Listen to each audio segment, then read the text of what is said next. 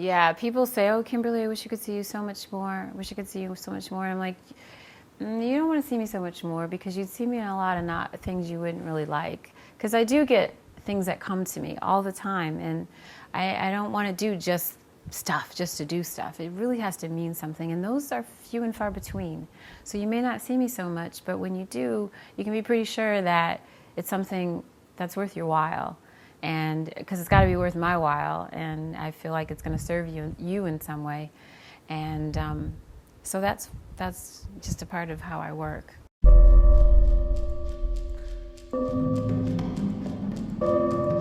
Another song with no singers, lyrics, no voices, unseen performances.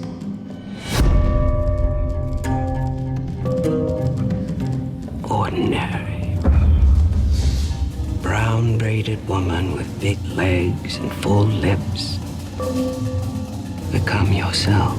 Tyler and I did Diary of a Mad Black Woman together and had a great time doing that and knew we wanted to do something else. And 10 films later, he called me and said, I have our next movie, and it was for colored girls. I said, oh, we're going to do a play? And he said, no, I'm going to make it into a movie. And I was like, oh, really? How are you going to do that? And once he started to share his ideas and his vision, I said, okay, I'm in.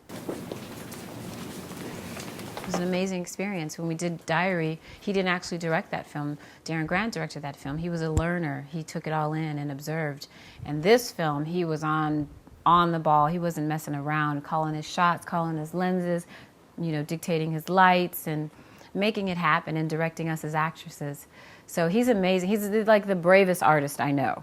The bravest artist I know. He could have definitely chosen to stay in his comfort zone, but he stepped out.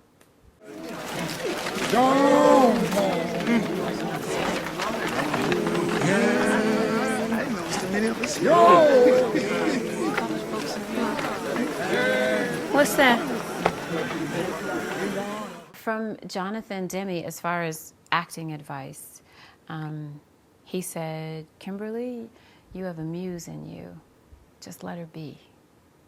It was those last 4 words, just let her be, just let her be.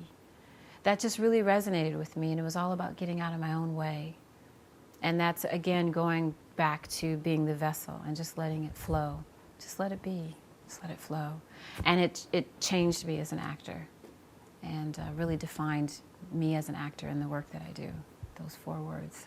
I feel like I'm really guided in the projects that I pick and the characters that I play, and that I'm here to give voice to the voiceless, and I'm sort of a vessel, I think, for these characters to speak out and hopefully touch people and help in a healing and resonate with people, and that's a privilege and a gift and an honor for me to be able to do that.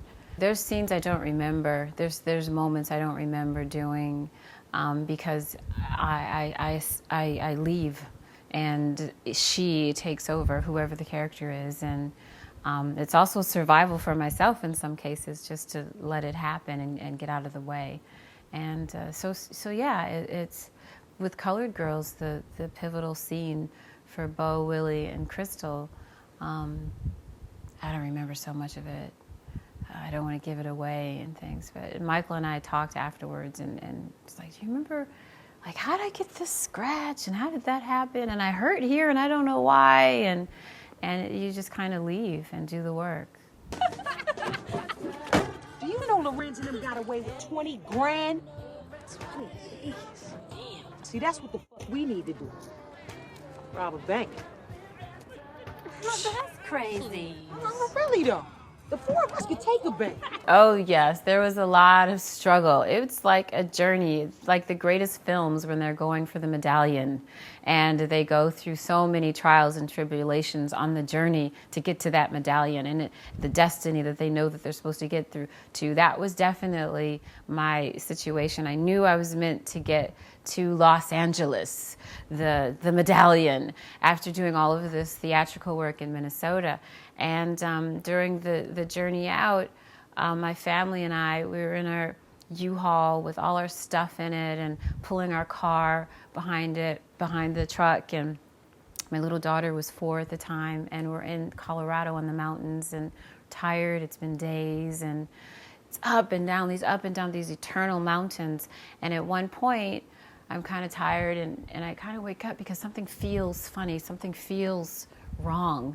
And I open my eyes and I look at my husband, and my late husband, I should say, and he's sweating, and this sweat is just coming down his face, and then I see his foot is pumping the brake, and I realize we're whizzing down this mountain, and there's cliffs right here that we could go off, and he was just focused, and I knew that any second we could very easily go flying off this mountain, and my little girl was asleep, and I just tightened her buckle. And I didn't want to wake her up because I said, if we go off this mountain, I just want her to sleep through the whole thing. And thank God we made it down the mountain, and we got to the bottom where there was a stoplight. Fortunately, it was green, and it was just enough of a decline to sort of slow down and pull into a gas station where our tires were on fire. I burned my leg getting out of the car, and yeah, that was a part of the journey. That was part of the trek to the medallion. And, we got to Las Vegas, and somebody broke into our U-Haul and stole some of our stuff. And it just went on and on and on. And, for the early years in Los Angeles, we were hungry, and eviction notices, and the gas is going to be turned off. And, I was a struggling artist. But that was all a part of the journey. And it makes you appreciate it. Things aren't just handed to you. And when it finally did start to come together, I appreciated it that much more. So, how's Mikey doing?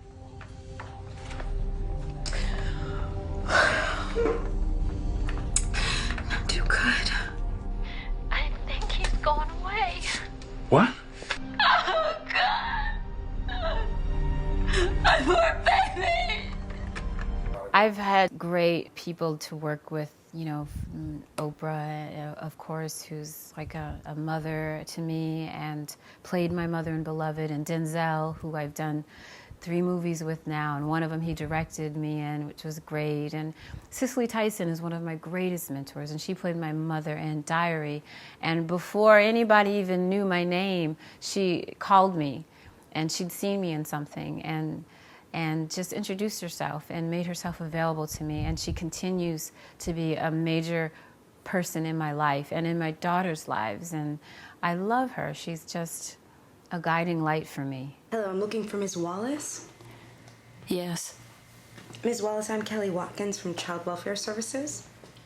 What can I do for you? I definitely feel like I'm sitting in a position of great opportunity, and a gift has been given to me, and so I have a lot of respect for it. And I get the credit, but it's something much bigger than me. And so I really try to honor it and do quality work and give my best to it, because I respect the fact that any artist, we've been given, we're just vessels, we're just bringing the gift to soothe and entertain and enlighten and uplift our fellow man. And we're the ones, that's our assignment.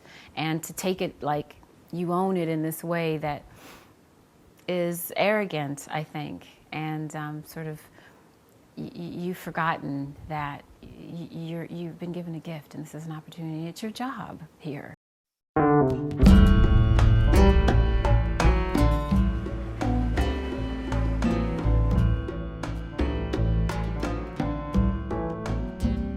My skin is black.